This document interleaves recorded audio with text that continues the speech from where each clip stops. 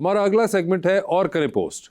इसमें हम आपकी पोस्ट आपको दिखाएंगे और आपसे जानना चाहेंगे और करें पोस्ट कि क्या हो रहा था और क्या इसका बैकग्राउंड है। तो जी दिखाइए क्या है। अरे वाह, अब आपकी तस्वीर है और आप लिखती हैं, on the streets of New York never thought I will fall for this city but I did instant love at first sight. या आई डिड। और ये 2017 की तस्वीर है आपकी। जी हाँ, बिल्कुल तो ये आपको क्यों ऐसा लगा था कि आप ऐसा फील नहीं करेंगी? मुझे लगता था वो वाइब नहीं मिलेगी, बट आई लव्ड द। तो ये क्या हुआ ऐसा, न्यूयॉर्क ने ऐसा क्या कर दिखाया? मेरे लिए जो बहुत इम्पोर्टेंट चीज़ है किसी भी शहर मुल्क में जाके, वो विजुअल है। ओके। और फिर वहाँ का सिस्टम है। I fall for systems. Okay, ठीक है। तो इसलिए आपने कहा कि लव एट फर्स्ट साइट हो गया साथ में। ठीक है जी। अरे वाह, I love this one, what an idea. ये तो नहीं दिखानी चाहिए थी आपको, आजकल तो नहीं ना। देखिए आपने 2017 में की थी और आज ये रेलेवेंट हो गई। ये तो ज्यादती है। तो ये आप जो उसके दफ्तर में बैठ के फैसले कर रही हैं। हाँ, और कि अब मुझे बुला ले इस वाले फैसले के लिए जो आजकल उनको समझ नहीं आ रहा कि क्या करना है। अब ये देखें कि जिन्होंने ये आइडिया सोचा था, एक कुर्सी खाली छोड़ के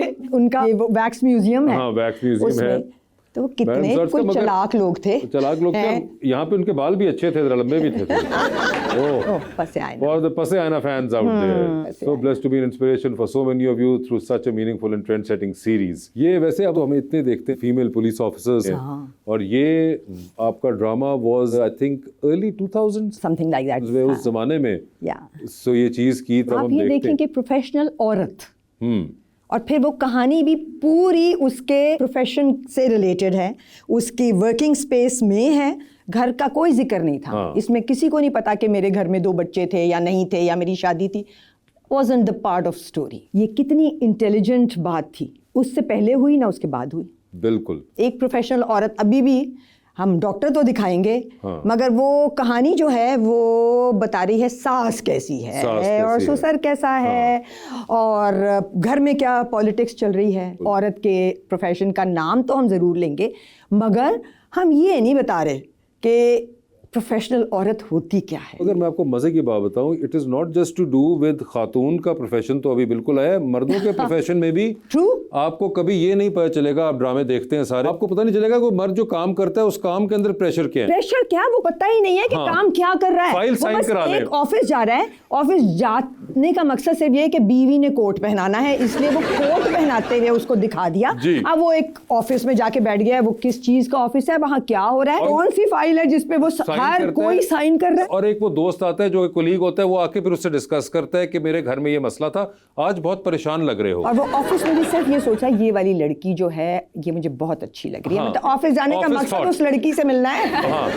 मतलब उसके अलावा काम का कोई डेडलाइन, कोई किस चीज की डेडलाइन थी जिसको मीट करना था, कौन सा कॉन्ट्रैक्ट था जो नहीं उसने सही तरह से किया। जब मैंने रुसवाई किया था, so we shot a pilot. निकाल ने जो कैरेक्टर किया था वो पायलट थे। I said get me a uniform, not that I could take him to the airport and वहाँ मैं उसकी प्रोफेशनल लाइफ दिखाती, बट हमने उसको एयरपोर्ट से आते जाते, काम पे आते जाते, कैप पहने हुए, रोमांस करते हुए भी, सो थोड़ा बहुत जितना मार्जिन मिला as a director and actors हमें, बट प्रोफेशंस का जिक्र ही नहीं है। अच्छा, उसकी एक बहुत बड़ी वजह जो कि मेरे शायद बिरादरी वाले मुझे पसंद नहीं करेंगे बात कहने पे, मगर खैर है, ये है कि नॉलेज ही नहीं है लिखते हुए। मैं अगर आज एक बेबी लिखना शुरू कर दूं किसी इंजीनियर के बारे में कि इंजीनियर ऑन साइट एक कंस्ट्रक्शन साइट पे है, तो मुझे नॉलेज नहीं होगा, मैं नहीं हूँ। मगर एज अ राइटर फिर मुझे जो करना क्या है, मुझे रिसर्च करनी है। और फिर रिसर्च करके उस रिसर्च के अंदर से मुझे 10 चीज़ें मिलेंगी, उन 10 में से सिर्फ 2 मेरे काम की होंगी, वरना बाकी 8 बोरिंग होंगी फॉर जनरल ऑडियंस। तो वो 2 को मैं इस्तेमाल करूंगा। बिल्कुल। मगर उन 10 से तो मुझे गुजरना पड़ेगा ना जानने के लिए, तो वो मैं नहीं करना चाहता। नहीं, आप वो कर भी लेंगे, आप वो लिख भी लेंगे, और वो इतना integral part of the story भी आप बना देंगे, because you are an intelligent writer. तो जब वो जाएगा आगे तो वो काट देंगे। हाँ, ये भी एक और फिर मसला, काट देंगे, वो काट देंगे, कहेंगे ये सब छोड़ दें, आप ये लड़का लड़की की जिंदगी के बारे में बात करें कि ये इससे शादी करना चाहता है, वो उससे शादी करना चाहती है, वो इससे शादी करना चाहता है, अब क्या होगा। और वो घर रात को थका हुआ आएगा तो मैं आपके लिए चाय बना दूं। हाँ, मेरी बहन उस वक्त उसको नींद की गोली दो, वो 100 मर जाए।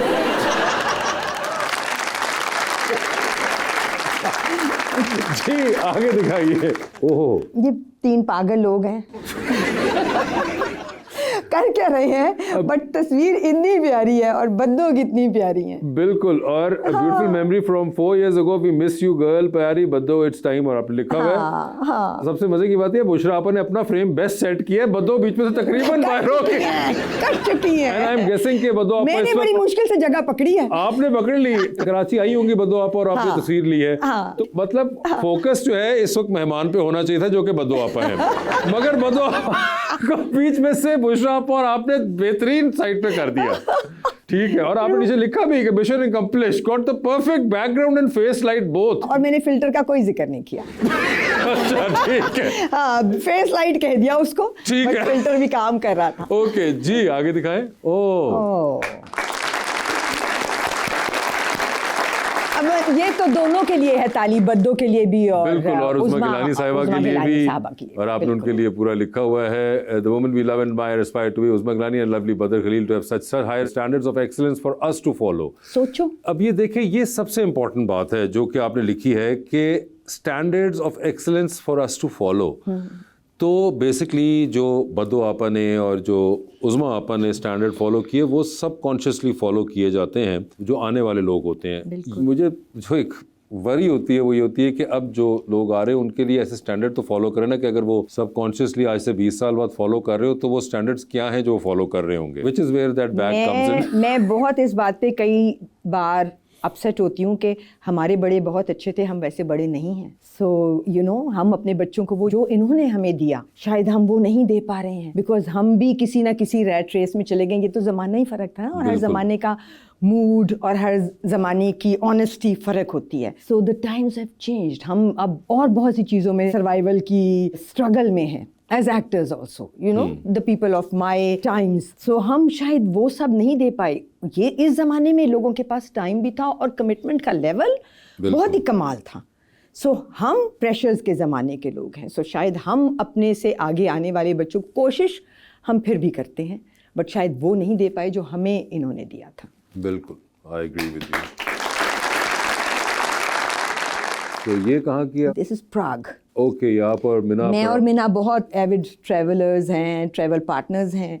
सो हम निकल जाते हैं दोनों दुनिया अकेले? घूमने। हाँ, अच्छा, क्योंकि दुनिया घूमने के लिए लाइक माइंडेड लोगों के साथ जाना ज़रूरी होता है। ये नहीं कि आप किसी के भी साथ चले जाएं। ओके। सो बस फिर व्हाट लाइफ इज़ ब्यूटीफुल। और आपने इसके अंदर भी लिखा #FirstLove। ट्रैवलिंग। ये ट्रैवलिंग के लिए कहा या प्राग के लिए कहा? मिना के लिए भी हो सकता है। मिना के लिए भी हो सकता है। ओके। ओह, ये अच्छा, मुशर्रफ साहब के साथ एक मेमोरेबल दिन हमने गुजारा था। बहुत बातें की थी उनसे। ये तस्वीर 2015 की ही है या उससे पहले की है? नहीं, वो तभी की है जब मैंने, तभी की है। हाँ, अच्छा, जब मैंने 2015 लगाई के अंदर ये है। आपकी हाँ, तभी की तस्वीर मुशर्रफ साहब के साथ। Okay. He was trying to come into the governing the country again। Party बनाना चाहते थे। मैंने उनसे पूछा था कि इमरान खान को साथ मिला ले, मिल के बना ले, मतलब 2 अच्छे मिल जाएं तो क्या कमाल होगा। So he said Imran on a solo flight, and मैं तो बिल्कुल तैयार हूँ, बट जी, ओह, ओहो, अच्छा। तो क्या ड्रामा है ड्रीम टीम। हाँ, रीसेंट टाइम्स के अंदर आपका एक बड़ा मकबूल रहा है बॉडी ऑफ वर्क, और at the same time controversial भी। ये भी न्यू बिगिनिंग्स है, क्योंकि ये भी वक्त की ज़रूरत है। ये काम जो बहुत सारे लोग कर रहे हैं और बहुत अच्छा कर रहे हैं। कई ऐसी ख़वातीन हैं जो अपने घरों से बैठ के रिव्यू कर रही हैं shows. They are doing a fabulous job. बल्कि वो ज़्यादा अच्छा काम कर रही हैं, क्योंकि उनको कोई उनकी PR का इशू नहीं है। सो वो बहुत अच्छा काम कर रही हैं, सो मैनी ऑफ देम। अच्छा, कई जगहों पे मुझे लगता है कि लोग बैठ के करते हैं, वो एक और बहस है कि जी कौन आप ड्रामे से ताल्लुक़ रखती हैं, कौन नहीं रखता, या क्या क्रिटिक आपकी एक्सपर्टीज़ के साथ है या नहीं है। मगर कई जगह पे क्या आपको लगता है ना कि बहुत से लोग इस वेव के अंदर वैसे भी अपने, जैसे कहते हैं, बहती गंगा में हाथ धो रहे हैं, कि वो कुछ पर्सनलाइज भी निकालते हैं, कुछ सिर्फ व्यूज़ के लिए कोई बातें नेगेटिव कर रहे हैं, फिर उसके अंदर कई बात जो है बात आपके वर्क और बॉडी ऑफ वर्क से निकल के आप पर्सनल ग्रज पे भी चली जाती है, फिजिकलिटी पे चली जाती है आपकी। बिल्कुल बिल्कुल। तो वो भी तो एक एलिमेंट है जो कि क्रिटिक्स के फ्लैग के नीचे खड़े होकर ये बातें कर रहे हैं। ये सारे एलिमेंट्स जो है ना, इनको छांटना और उसमें से सही लोगों को चुनना और फिर उनको फॉलो करना। बिकॉज देखो, हम क्यों देखेंगे, इफ़ आई एम अ ले पर्सन, अगर हम में से कोई भी किसी एक ऐसी ग्रुप को, जैसे ये ग्रुप है या सिंगल कोई एंटिटी है, उसकी बात सुनता है, तो हमें चौथी दफ़ा में पता चल जाता है कि ये बायस्ड है। ये कहेगा तो कि इसमें ये गलतियाँ थी, और एंड में कहेगा मगर आई लव देम, है ना। तो वहीं से वो सारा जो क्रिटिक उसने ऑनेस्टली किया होता है उस I love you and you are the best पे ख़त्म हो जाता है। ठीक है। ठीक है, तो ऑनेस्टी जज करने के लिए हम सबको अपनी विजिलेंस बढ़ानी पड़ेगी। हम उनको फॉलोइंग देंगे या नहीं देंगे हमारे हाथ में है। मगर क्या आप समझती हैं कि लोग इतना टाइम लगाते हैं इस चीज़ के ऊपर कि वो इनकी इतना following- एनालाइज करें? देखें, दुनिया में अगर हमें कहीं पहुंचना है तो हमें अपनी अपनी जगह पे अपनी अपनी विजिलेंस, अपनी अपनी क्रिटिक को, अपने अपने द राइट टू क्वेश्चन को, the right to get back after, चाहे सड़क पे पेवमेंट की बात हो, चाहे ड्रामे का सही या गलत क्रिटिसिज्म हो, हमें अपना किरदार अदा करना ही है। जिस दिन हम ये करने लगेंगे ना, वो जो दुनिया में बहुत यहाँ की कौमें हैं ना, हम उनके पास जाना शुरू हो जाएंगे। ठीक है जी, आगे दिखाएं। ओह, फन नाइट। ये देखें ना कौन लोग हैं, मारिया जान का टुकड़ा और सरमद। और ये नेशनल आइकॉन अवार्ड्स 2018 में मुझे याद है ये जी हाँ। इस्लामाबाद में पाक चाइना फ्रेंडशिप सेंटर में हुआ था और ये मरियम औरंगजेब साहिबा ने उस वक्त True. करवाया था। जी हाँ, बिल्कुल। ये उस वक्त का है। बिल्कुल, ये बहुत कमाल है मरियम औरंगजेब का कि वो बहुत सॉफ्ट कॉर्नर रखती हैं for our field and vision रखती हैं और वो चाहती हैं कि आगे बढ़ाएं हमारे काम को, जो कि हमें गवर्नमेंट से हमेशा शिकायत रहती है कि हमें पैटर्नेज नहीं मिलता, but she has some. Not just a soft corner, she believes in showing and executing and doing something for the soft Absolutely. corner.